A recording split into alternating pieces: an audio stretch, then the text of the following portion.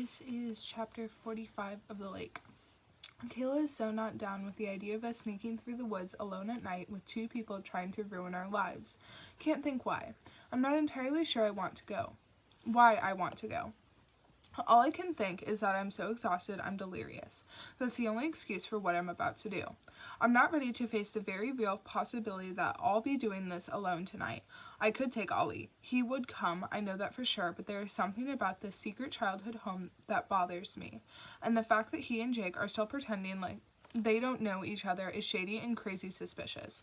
I paddle on the edge of the cool lake trying to keep myself awake by picturing all the ways Lillian could screw with me in the forest tonight. The sun shines brightly over camp as if it has no clue of the darkness lurking here. Kayla is near, but she hasn't said much to me since I told her I want us to go into town. Nothing like fear to keep you alert. My group is in the water and being taught by the swim instructors. If they find a sunken doll, I'm going to throw up. "How are you?" Andy asked, stopping dead in front of me. One more step and he'd be in the water. He is possibly paler than me this morning, but I think I win with the dark circles under my eyes. I saw him walking around the lake with his clipboard earlier. He looked like he was checking things off, making sure equipment was safe and everything was in order, but I think he was actually looking for Lillian.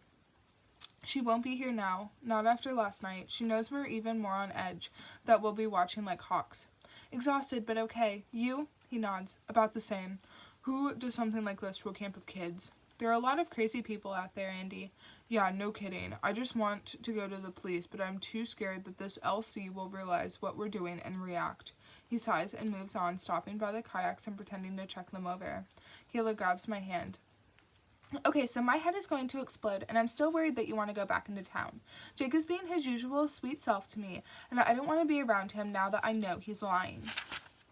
Slow down. You really are going to explode. I can't believe he and Ollie were there that night. I nod. Me neither. You know, there's one thing that's still bothering me. One thing? Rolling my eyes, I clarify. Okay, one new thing. What's that? Why are we all here? Lillian didn't just luck out that the three of us who were there that night are here now. I think she set this up. Kayla frowns. You're beyond obsessed with this, Esme. I'm so far past obsessed it's not even funny. How are you not? She's been stalking us and threatening the whole camp. Now we have an address. We know who her BFF is. We think we know. I raise one eyebrow. I have Rebecca's address. She's from town. Kayla's doing that thing again where she tries to deny the truth and it's infuriating. My chest burns. Rebecca is the definition of BS. Look it up. Are you coming with me tonight or not? Kayla twirls her long ponytail around one finger. Well, I can't let you go alone, can I? You should. Maybe that would be better, actually. Yeah, I could swipe 2 radios from Mandy's office and you could keep watch. It's a bad idea for both of us to go. You're not going alone. I need you here. If Lillian thinks we're here, she won't go looking for me. It's our night to be outside, unless Andy orders another freaking lockdown. She opens her mouth to challenge me. Kayla, you know I'm right. Will you at least take Ollie? Hell no. It's him or me. I roll my eyes. We'll discuss this later, but I don't think Jake and Ollie need to know any more than they do already. So it's all on you. So it's all on me and you. Now we're a team, huh? That's the way it's been from the start, Kayla. This is our responsibility. It was an accident. That doesn't mean we're not to blame. We didn't help Lillian because she was crazy and we were scared. That's not a very good excuse. We'll end up going around in circles if we keep talking.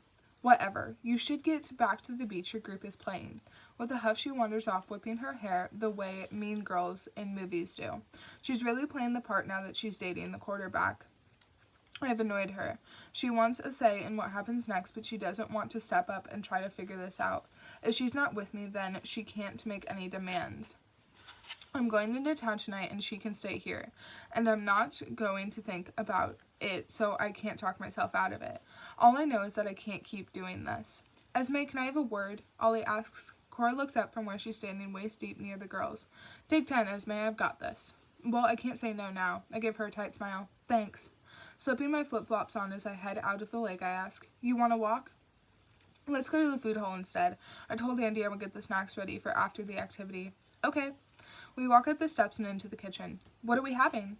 Orange wedges, watermelon, crackers, and yogurt are on Andy's list. Ollie holds up a piece of paper with today's snacks highlighted in case Ollie didn't see the date beside it. I bet Andy's never been late or unorganized in his life.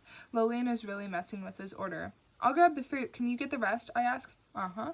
We work in silence at first. Ollie glances at me occasionally as I slice oranges into wedges. What did you find?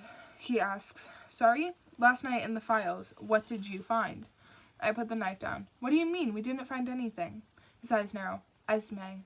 Can we please not have the same argument over and over? I didn't find anything. But while we're talking, do you want to go into more detail about why you and Jake lied about knowing each other? It can't just be because you were there the night of the fire. Why have you never said anything about knowing me? Didn't you think it was weird that we all just happened to be back at camp at the same time? He chucks a box of crackers down on the countertop and turns away from me. You think whatever the hell you want anyway, so forget it, Esme. I watch with my mouth catching flies as he shoves the door open and storms out of the kitchen.